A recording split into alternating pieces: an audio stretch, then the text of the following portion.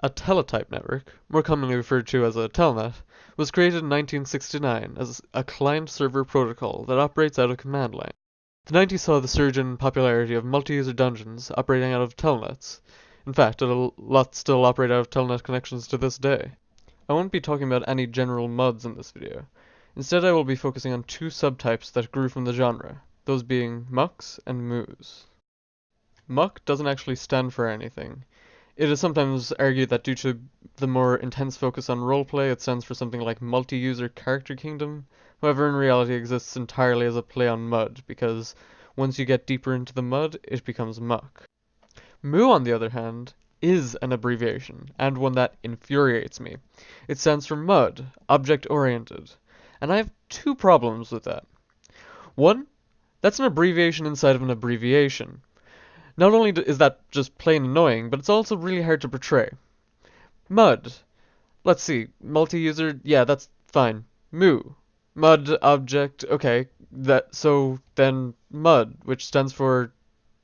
Where do you put that? Aside from MU? Then it's messy and... 2. Brackets in an abbreviation, that's kind of pushing it. It's like they just really wanted MU as the abbreviation. Let's start with the MUC I was going to talk about. All of the most interesting MUCs are furry related in some way, like Furry MUC, which is the first recorded MUC and the oldest that is still active, and Furscape MUC, being one with a sci-fi theme.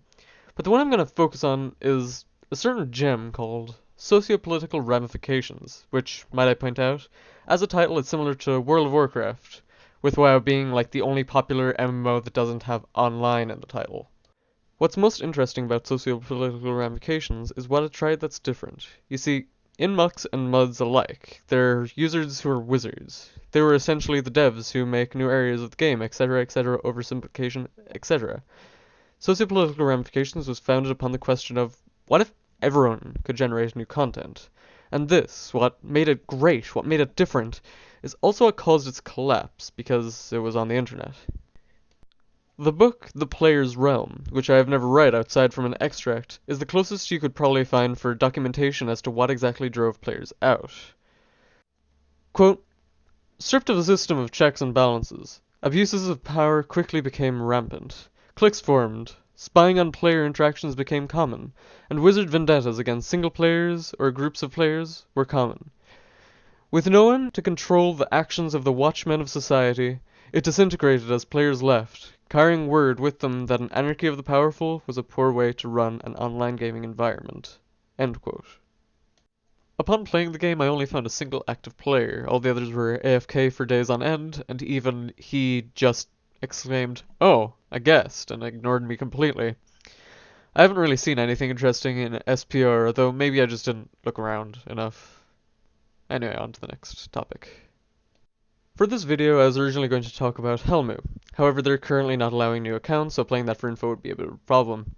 So instead I decided on Infernomu, which, according to TV tropes, phases out some of the more uncomfortable parts of Helmu, with the example being the murder and molestation of orphans, and I don't think I want to play Helmu anymore, let's go with the other one!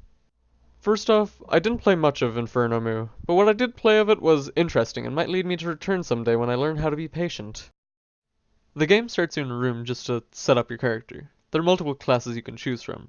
I picked the gunfighter because it gives you a cool rating of 12, and being cool has always been some crazy fantasy of mine. I named my character Owlboy, by the way. I am the Owlboy. It is me. You have to go through a bunch of rooms, serving as a tutorial of sorts. The way it's presented is essentially you are a clone and they're testing you to make sure that you're functional. First you push a button. Then you take a ball out of a bucket and put it in a hole. My clone is already proving more competent than my Dysprax gas. And then you converse with a bartender and ask for a beverage similar to coffee but made out of soy. He proceeded to threaten to mark me as faulty when I mentioned that I prefer real coffee. Upon finishing the tutorial, you wake up in a room and are offered to join a corporation called Noob. I wonder why it's called that. Long story short, he asked me to go out and get supplies to start out. I slid on a cool overcoat and a gas mask, reminisced about the NCR Rangers, got medical supplies, went to a weapons store, bought the most expensive gun I could afford, and tried to shoot the shopkeep, despite not having bought any ammo whatsoever. Naturally, I died. and that's where I stopped playing. Admittedly, I probably should have played a bit more, but that would clash with my signature brand of laziness.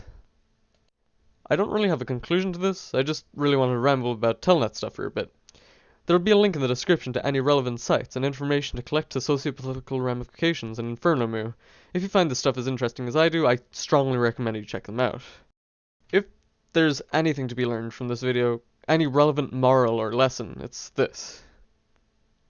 Don't give everyone the power to make new content, and don't try to kill a shopkeeper when you have no bullets. Actually, for that last bit, maybe don't at all.